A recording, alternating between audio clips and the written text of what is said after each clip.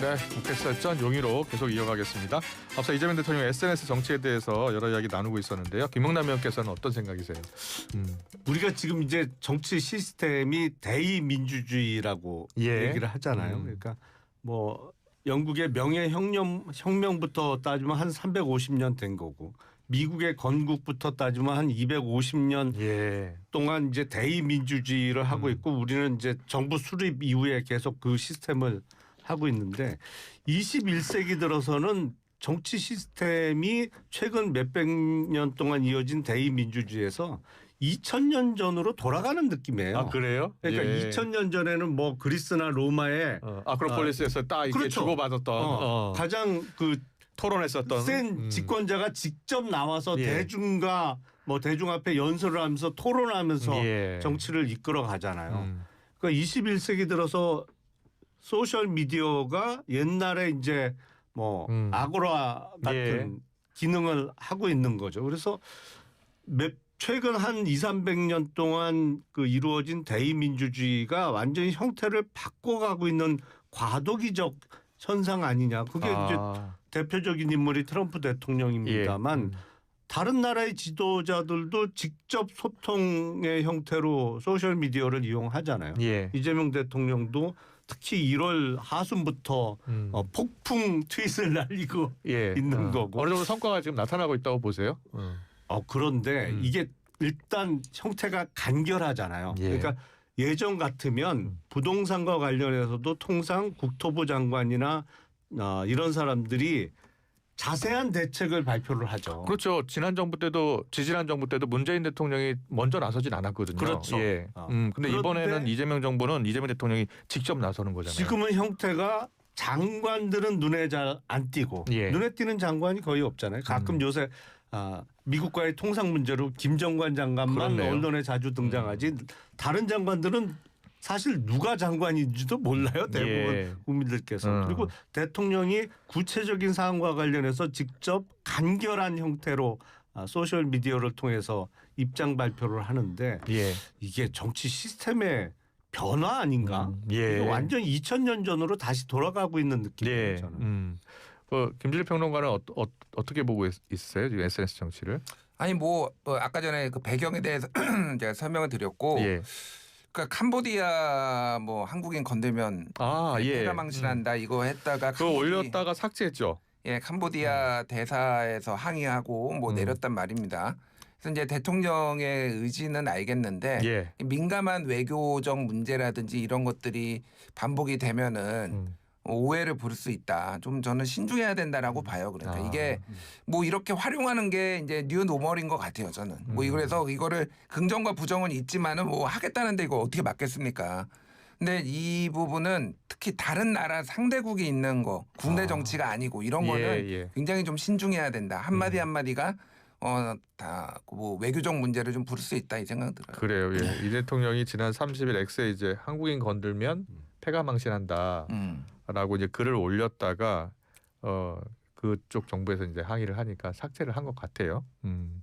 야당에서는 뭐 삭퇴 뭐 이렇게 비난하기도. 저는 그 다음에 그 청와대 내놓은 해명이나 외교부 해명이 가관입니다. 뭐 그 강조대에 뭐라 그랬나요? 뭐 이해가 많이 됐기 때문에 내렸다. 세상에 국민이 그걸 이해를 못할 것 같습니까? 그 지금 거짓말하고 있다는 거. 상의 받았으니까 한 거고 대통령이 외교 경험이 없으니까. 뭐 그런 측면이 실수했나 보다라고 볼 수도 있겠지만 이걸 통해서 교훈을 많이 얻어야 돼요. 그리고 그런 식으로 그 국민한테 사실상 거짓말이라고밖에 볼 수 없는 그런 식의 해명을 하는 것부터가 자세가 안 됐고요. 그다음에 외교부도 아주 웃겨요. 그 캄보디아에서 당연히 항의했죠. 항의 어떻게 합니까? 되게 우리나라 그 캄보디아 대사 불러서 항의해요. 우리도 일본이 망언하면 주한 일본 대사를 우리 외교부 차관이 불러서 항의하잖아요. 똑같은 거예요. 근데 뭐라 그래? 일상적으로 우리가 대화하는 뭐 프로세스였다.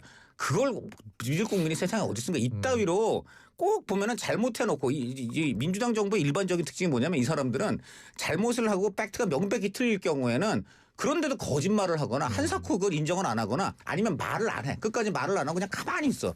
이런 것 때문에 내로남불 위선의 아주 상징이 된 게 지금 민주당이라는 거를 좀 아셔야 됩니다. 예. 네. 자, 지금 저희가 이재명 대통령 SNS 정치하면서 이 부동산 집값 정말 안정을 찾을까 여부도 상당히 좀 주목이 되고 세 분의 의견도 듣고 싶은데 어떻게 전망하세요? 일단 먼저 말씀을 드릴게요. 예. 어떻게 되면 안정이죠? 집값이 물가 상승률 정도로만 좀 폭등 없이 예. 그렇게 안정을 하면서 이제 올라가면 보통 안정이라고 표현하지 않나요? 근데 대한민국 부동산은 물가 상승률 아래로 떨어져 본 적이 없어요. 지금까지. 예, 한 1980년대 후반 이후로. 87년 이후로. 네. 항상 더 높았어요. 그러니까. 그렇죠. 그러니까 그런 데는 다 이유가 있는 거잖아요. 그러니까 예. 제가 말하는 거는 대통령이 이제 강력하게 좀 압박을 하고 예. 이거를 이제 다주택자들을 움직이게 하겠다라는 게 꼭 나빠 보이지는 않아요. 제가 그런데 이게 모호하기 때문에 굉장히 이게 실패로 끝난다기보다는 사람들이 수긍할지는 모르겠다라는 거예요. 무슨 얘기냐면은 다 올라요. 에브리싱 랠리인데 예. 부동산 가격이 안 오르는 게 이상한 겁니다. 한시적으로는 매물이 나와서 잠깐 그럼 그걸 가지고 정부에서 홍보를 할 텐데 예. 어느 정도가 본인들이 생각하는 성공의 기준인지가 되게 모호해요. 이건 논란이 있을 수밖에 없고 또 하나는 지금 이게 이제 다주택자들이 서울에나 수도권에 여러 차례 가지고 있는 사람도 있지만은 예. 서울과 지방에 이제 가지고 있는 경우도 있잖아요. 예. 그러면은 지방 거를 많이 먼저 팔겠죠. 그러면은 예. 그러면은 지역의 집값은 더 떨어지고 양극화가 될 가능성이 있다. 그리고 또 하나는 지금 서울과 수도권 경기도의 12군데가 토지거래 허가 구역으로 묶였습니다. 근데 이거 안 푼다라는 거예요. 그러니까 저는 뭐 이거를 무조건 풀어야 되는 게 아니라 논리적으로 말이 안 되는 게 지금 토지거래 허가 구역 상에서는 부동산에 매입을 하려면요. 본인이 실거주를 해야 돼요. 예. 근데 다주택자는 매물을 내놓으면은요. 거기는 빈집이 어디 있겠어요. 대부분 다 세입자가 있겠죠. 좋겠죠? 그러면 그 사람들은 못 내보내요. 그리고 살 수가 없어요. 기본적으로. 그러니까 이거를 어떻게 지금 하겠다라는 건지 저는 잘 이해가 안 돼요. 그러니까 이거 안 푼다라는 거니까. 그건 한마디로 예. 윗돈 주는 거예요. 그래서 정말 우리 이재명 대통령님 말씀에 충실한 다주택자는 예. 지금 빨리 저 전세 든 세입자들 나가주세요 하는데 안 나갈 거 아닙니까? 그것도 민주당이 다 보호책 많이 해서 그 버틸 수 있게 다 돼 있어요. 예.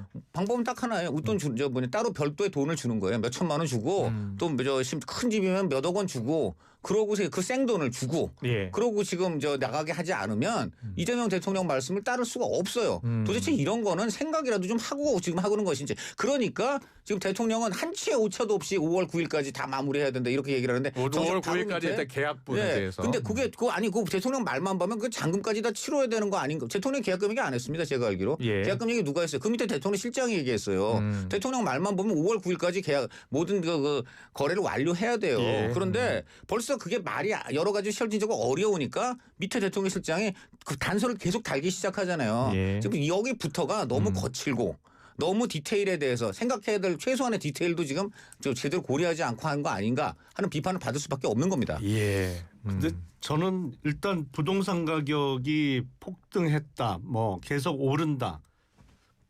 그게 맞나요? 그러니까 부동산은 다양한 형태가 있어요. 근데 지금 오르는 거는 지금 상가 등을 비롯한 상업용 부동산은 난리예요. 지금 예. 폭락하고 있고 그 세입자를 못 구해서 값어치가 계속 떨어지고 있고 아파트 뭐와 관련해서도 지방은 계속 떨어지고 있는 거고 서울 일부 지역이 이제 오른다는 얘기인데 언론에서 주목하는 대한민국의 부동산은 오로지 서울 지역 아파트밖에 없어요.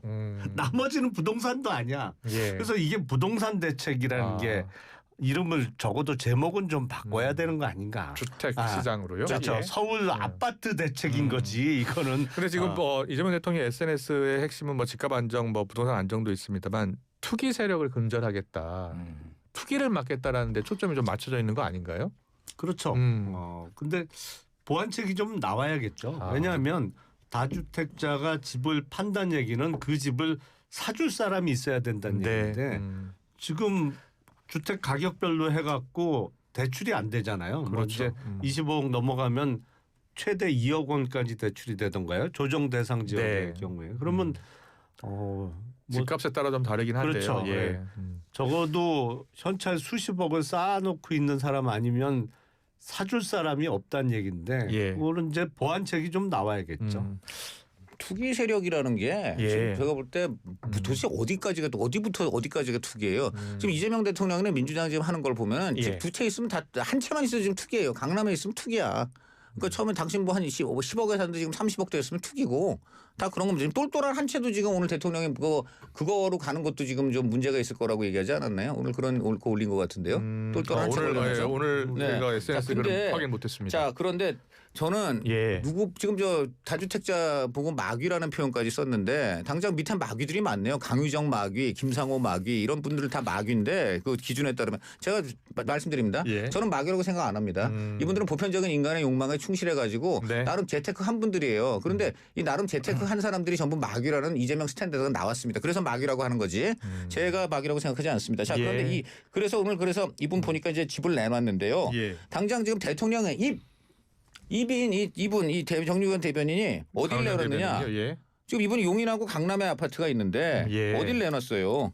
용인권에 용인권 내놨잖아요. 네. 벌써 강남에 똘똘한 채 갖고 가겠다는 거 아니에요. 그다음에 김상호 이분은 진짜 레전드급인데 강남에 다주택 6채입니다. 다주택도 한두 채가 아니고 6채를 갖고 있고요. 예. 그리고 이제 구이동에도 또 있는데 예. 이분도 지금 보니까 강남 다주택 내놨는데 이것도 보니까 지금 오늘 신문 사설을 보면은 이게 서울 강남에 8내지 12평짜리 다세채 6채인데 그것보다는 구이동 아파트가 투자 가치가 더 높기 때문에 이렇게 소형 다세대 주택을 처분한 걸로 보인다는 게 지금 언론 분석입니다. 예. 아니 본인 참모, 본인의 입 이런 사람들부터가 지금 똘똘한 한 채로 가고 있는데 대통령이 국민 향해서 똘똘한 한 채 그것도 좀 아닐걸요? 라고 오늘 하는 거 이 모순을 저는 어떻게 봐야 될지. 그러니까 네. 몇 가지 이제 정정과 뭐 이런 예. 거를 하면은 예. 대통령이 이제 마귀라고 얘기를 한 거는 정확하게는 그거였어요. 그 언론 기사를 공유를 하면서 예. 다주택자의 눈물 뭐 점점점 그러면서 오마이뉴스가 보수 언론이 다주택자를 옹호한다. 경제신문하고 뭐 이런 거니까 예.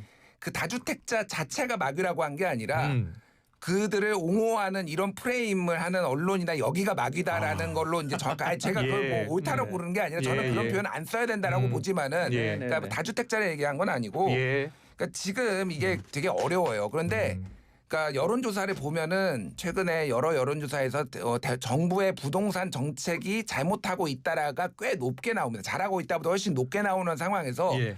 이거를 뭔가를 쇼맨십을 저는 대통령이 보여줘야 된다라고 판단한 것 같아요. 강한 리더십. 그게 뭐 천하람 원내대표가 얘기했던 뭐 개딸들은 만족하기 네. 위한 사이단지 그것까진 모르겠으나 그거는 맞는 것 같고 이게 이제 복잡해요 사실. 근데 무조건 저는 비난만 하고 싶진 않아요. 그럼 다 네. 대안이 뭐냐라고 얘기를 했을 때는 생각보다 이게 복잡한 문제긴 한데 다만 이제 뭐 강의정 대변인 같은 경우에는 경기 용인시에 거나 아마 제가 알기로 그 상속받은 그런 거고 자기가 살고 있는 거는 그 서초구에 있는 예. 집일 거예요. 그러니까 자기가 살고 있는 거를 지금 내놓을 수는 없는 거잖아요. 그러니까 뭐 이런 것들은 우리가 예. 감안을 해야 된다. 그런데 뭐 봉욱 민정수석, 문진영 사회수석, 예. 최성하 해외 언론 비서관, 이태영 민정비서관, 김현지 제1부속실장, 뭐 이성원 국토교통비서관, 권순정 국정기행 비서관 등등등이 다 다주택자거든요. 예. 이분들은 뭐 할 건지 뭐 이거는 억지로 팔라고는 안 하겠다라고 얘기하는데 이런 딜레마들이 지금 계속 산적해 있다. 그렇네요. 예. 대통령의 그 SNS의 그 강력한 메시지를 보고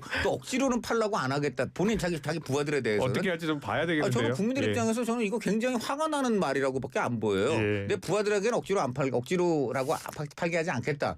지금 주정은 국민한테 하는 말은 분명히 지금 억지로라도 파세요 같은 느낌인데. 예. 네 그렇습니다. 알겠습니다. 예. 아이, 그 의중을 잘 읽어야지. 자, 지금 뭐 우리 다음 국민들 그렇게 여유 없습니다. 그래요. 네, 아니 분명히 참모들이요. 네. 참모들. 예.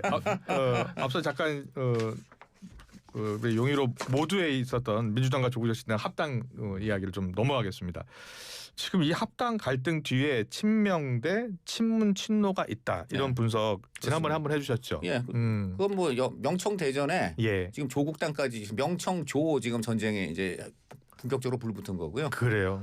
오 지금 뭐 최근에 정말 눈에 띄는 게 김민석, 이현주, 또 누구죠? 강득구, 황명선, 거기다가 이제 이재강, 또 진성준, 그다음에 더민초 연속으로 지금 했고 이런 식으로 계속해서 지금 친명 세력이 총출동하고 있습니다. 이런데 어떻게 이게 지금 내홍이 아니고 내전이 아닙니까? 반대로 지금 정청래 대표 요즘 하는 게 뭐냐 식사 정치예요. 이현주, 황명선, 강득구 점심, 저녁 그 다음날 또 점심 계속해서 지금 만나면서 대통령은 부동산과 민생에 골몰하는데 지금 여당 대표는 자기 그 합당 이런 론에 반대하는 지금 사람들 만나갖고 경청 정치를 하고 있습니다. 근데 최고위원 회의 때 그 최고위원들끼리 서로 다른 생각을 가진 최고위원들끼리 저렇게까지 충돌을 지난번 월요일에도 하고 사생결단이에요 지금 이거. 보통 이런 경우 흔치 않거든요. 이건 사생결단이라 그래요. 저는 말씀하십시오. 그런 모습을 2014년도 15년도에 봤어요. 많이 봤어요. 그때 이제 김무성 당시 당대표하고 서청원 최고를 비롯한 이른바 친박계하고 비박과 친박에 비박 친박대 최고위원회 하면 카메라 들어와 있을 때도 싸우지만 카메라 나간 다음에 비공개 회의 때는 정말 어마어마했어요. 근데 요새 최고위원회 하는 거 보면 정청래 당대표를 바라보는 이현주 최고의 눈빛을 잊을 수가 없어요. 레이저빔. 근데 저는 아니 뭐 강찬호 위원님 말씀하신 게 틀린 건 없는데 이 권력 투쟁이잖아요. 이거는 권력 투쟁에 뭐 선악이 있나 그 생각이 들어요. 그래서 좀 정청래 대표를 많이 비판하시는 논조로 강찬호 의원이 말씀하시는데 뭐 다들 이제 뭐 지지자들도 그렇고 국민들도 자기가 선호하는 거는 있겠지만은 저는 이거는 누가 옳다 그르다의 프레임으로 보기는 어렵다. 아니 정치인이 권력 투쟁을 하는 거는 너무 당연한 거예요. 그게 이제 너무 극단적으로 가느냐라는 거고 전 용어는 정확해야 되는데 민주당은 내분입니다. 국힘이 내전이에요. 왜냐하면은 내전은 뭐냐 전쟁은 뭐냐 국민의힘은 지금 상대를 죽이겠다라고 나오는 거잖아요. 근데 밥 먹으면서 죽이진 않잖아요. 그러니까 이거는 내분이 있는 거고 설득 작업이 그래서 민주당이 문제가 있다라고 저는 볼 수는 있지만은 훨씬 더 건전하다. 이 부분은 있어서는 그러니까 상대를 존중해 주는 거잖아요. 그러니까 이거 제명하겠다 지금 윤리 가겠다 이런 게 아니잖아요. 정청래 대표가 뭐 문제가 있다라고 볼 수도 있지만은 저는 어느 정도는 지금 리더십을 회복하려고 노력하고 있다라는 부분도 좀 인정해줘야 된다. 그런 논리를 하면은 저 국민의힘 권력 투쟁이에요. 그 장도국 대표하고 한동훈 전 대표가 권력 투쟁이지. 그럼 뭐 그거 권력 투쟁 그냥 객관적으로 여기 저 오늘 한 펀치 하나 날렸습니다. 저기 또 오늘 또 가드 들어왔네요. 이렇게 그냥 중계합니까? 적어도 기준이 뭐냐면은 국민 입장에서 판단해줘야 되는데 저는 정청래 대표가 당내 권력 투쟁은 당연히 정치를 할 수 있어요. 그건 뭐 인정합니다. 그런데 그 결과가 첫째 우선 집권 초반에 지금 이렇게 뭐라 그럴까 이 합당이랑 가장 중요한 것을 정작 같은 당 식구들하고는 거의 지금 논의를 하지 않고 오히려 지금 그 합당을 할 조국당 이쪽하고는 굉장히 지금 다 얘기가 된 다음에 이렇게 지르는 이러한 그 모습은 그 자체로 그건 비문지적인 방식이라고 지적하지 않을 수가 없고 그래서 두 번째는 국민 입장에서 이게 문제가 되는 거예요. 지금 이재명 대통령 적어도 제가 봐도 외교라든가 또 이제 원전이라든가 이런 거는 전 잘하고 있다고 생각합니다. 중도 실용 정책 잘하고 있어요. 원전 이번에 새로 짓기로 했고 또 일본 총리하고는 드럼까지 치고 뭐 이게 다 나라 잘 되자고 하는 거 아니겠습니까? 그러니까 저 굉장히 높게 평가해요. 근데 지금 이런 것마다 전부 딴지 거는 세력이 누군지 아세요? 그게 조국 혁신당이에요. 거기서 저 원전 지금 왜 그렇게 추가로 진짜 탈원전 왜 기조 안 하냐 이런 식으로 지금 하고 있고 또 토지 공개념 이거 이현주 의원이 지적하니까 바로 그 다음날 토지공개념 토론을 하면서 토지공개념 내 신념이고 말이지 이런 식으로 하고 있어요. 그래서 이런 당이 만약에 합당을 하게 되면요. 그 민주당이 전반적인 정책이 이재명 대통령이 추구하는 중도 실형에서 좀 더 좌클릭을 할 가능성이 굉장히 높습니다. 그렇기 때문에 하나 물어보고 싶은데 강찬호 의원님 친명입니까? 이거야말로 저 흑백 논리에 접근. 저는 좀 전에 제가 이재명 대통령 강하게 공격한 걸로 알고 있습니다. 그런데 이렇게 개별 정책에 대해서 이거는 잘했다라고 하는 게 어떻게 친명이에요? 그러니까 조크를 던졌는데 너무 긴장을 너무 그러니까요. 그게 아니고 반격에 지금 대응하기 어려우니까 조크로 지금 정책을 전환하신 거 아닙니까? 경쟁을 하는 거죠. 정책 경쟁. 그래요. 아니 이제 그 박홍근 의원하고 제가 조금 전에 인터뷰를 했는데 박홍근 의원은 만약에 전당원 투표를 하게 되면 어떤 결과가 나오든지 간에 당이 더 분열될 수 있다. 압도적 찬성이 안 나올 것 같다라는 거예요. 어떻게 생각하세요? 압도적 찬성이나 압도적 반대는 아닐 거예요. 그러니까요. 그러니까 요번에 그 1인 1표제 관련해서 중앙위원들 투표를 했잖아요. 6대4 나왔잖아요. 6대4요. 16표 차이라고 들었는데 결국엔 통과는 됐습니다만 아슬아슬하다. 6대4예요. 그러니까 이 합당 여부도 전당원 투표를 붙이면 비슷하게 나올 거예요. 어느 쪽이든 60% 예. 40% 다른 의견이 나와서 압도적일 수는 없을 것 같은데 문제가 그 이후가 이제 문제죠. 어느 쪽으로 결론이 나든 이게 비등비등하게 나왔는데 물론 우리가 대중선거를 통해서는 한 표라도 더 받은 사람이 당선, 적은 사람은 낙선, 그러니까 올로와 나싱 게임을 합니다만 예. 합당은 과정이잖아요. 절차잖아요. 예. 그러니까 그 결과가 나왔을 때 올로와 나싱으로 결론이 날 수는 없잖아요. 뭐 합당이 되면 합당 이후에 계속 그 당을 같이 해가면서 꾸려 나가야 되는 거고 만약에 부결이 됐을 때는 또 지금과 같이 별개 정당으로 예. 때로는 협조하고 경쟁하면서 따로 또 같이 가야 되는데 예. 상당히 관계가 좀 어색해질 수 있다. 저는 말씀이 그래서 맞다고 보고 예. 제가 이현주 의원이 정청래 대표가 밥 먹자 제가 먼저 해가지고 했어요. 식사 정치의 시작이 이제 그건데 네. 거기서 이현주 의원 쪽 제가 취재해 보니까 의원총회 열자 이거 관련해서 합당 문제 관련해서 뭐 맞는 얘기 아니겠습니까? 의원들하고 한 번도 이거 논의가 없었으니까 그랬더니 뭐 대통령 정청래 대표가 그냥 검토해 보겠다 그래요. 근데 상식적으로는 당연히 열어야 되는 거 아니겠습니까? 근데 검토해 보겠다는 말은 보통 이제 안 할 때 이제 하는 말인데 그 이후 지금 답이 없다는 거고 그다음에 지금 민주당에서 열리는 의원총회는 본회의 직전에 자 우리 오늘 본회의 들어가 가지고 이거는 찬성표하고 이거는 뭐 맞고 뭐 이런 거. 이런 본회의 직전에 입법 논의만을 지금 하는 의원총회만 있지 지금 당이 지금 이렇게 내전 상태에 들어간 이 핵심 문제에 대한 지금 논의는 의원총회를 안 열고 있다는 겁니다. 이것만 봐도 지금 당원 파퓰리즘으로 이거 무리하게 지금 합당을 추진하는 정청래 대표의 그런 어떤 지금 노선이 보인다는 이런 지적이 나오고 있습니다. 그럼 세 분은 어떻게 전망하세요? 합당 추진을 위한 당원 투표를 할 것 같습니까? 아니면 중단할 것 같습니까? 어떻게 전망하세요? 이재명은 합니다. 이재명만 하는 건 아니에요. 정청래도 합니다. 그래요? 제가 할 수가 보기에는 없어요. 지금 안 하면 큰일 납니다. 호랑이 등에 올라탔고요. 정청래 대표는 지금 무조건 갈 수밖에 없어요. 만에 하나 부결되더라도 정치적 타격이 있지만은 당원 투표를 안 붙이고 여기서 꼬리를 내리는 거는 불가능한 시나리오다 제가 보기에는. 그래요. 그럼 그 이후에는 어떻게 되는 거예요? 만약에 전 당원 이게 투표를 가장 해서 큰 문제는 이겁니다. 이런 공천에서 한 차례 내용이 있을 수 있고요. 왜냐하면 공천 내용. 그다음에 이런 거죠. 1인 1표가 되면 그다음은 무조건 합당 당원 투표에 붙입니다. 이것 때문에 지금 1인 1표제를 지금 한 거예요. 1인 1표제. 그런데 1인 1표제를 한 가장 큰 이유가 이재명 세력이 많은 대의원의 힘을 20분의 1로 줄인 거잖아요. 반대로 이제 친청 세력이 많은 권리당원 힘은 20배로 늘어나게 되는 겁니다. 그러니까 이 1인 1표제를 이렇게 이것도 신속하게 도입하게 된 가장 큰 이유는 결국 합당이라는 큰 아젠다를 실현하기 위한 환경 조성이라고 봐야 되고요. 자, 그래서 만약에 합당이 그걸로 이제 해가지고 된다. 그리고 거기서 또 심지어는 가장 이제 친명 입장에서 최악의 시나리오는 조국 공동대표까지 된다. 그리고 이어서 이것을 바탕으로 8월 전당대회에서 만약에 정청래 대표가 이런 이른바 이제 조국 개혁당 혁신당에서 당원들이 우르르 들어와서 민주당 당원이 되죠. 이분들이 지금 한 10만 명 될 거라는 얘기가 있고 이런 분들한테 아마 입당 선물로 권리당원 자격을 대폭 확대하는 그래서 권리당원 숫자가 확 늘어날 수가 있어요. 자, 그럼 이들은 조딸들인데 조딸들이 전당대회에서는 청딸이 되는 겁니다. 그러니까 정청래 대표한테다 표를 줄 가능성이 높아요. 이래갖고 만약에 정청래 대표가 연임을 한다.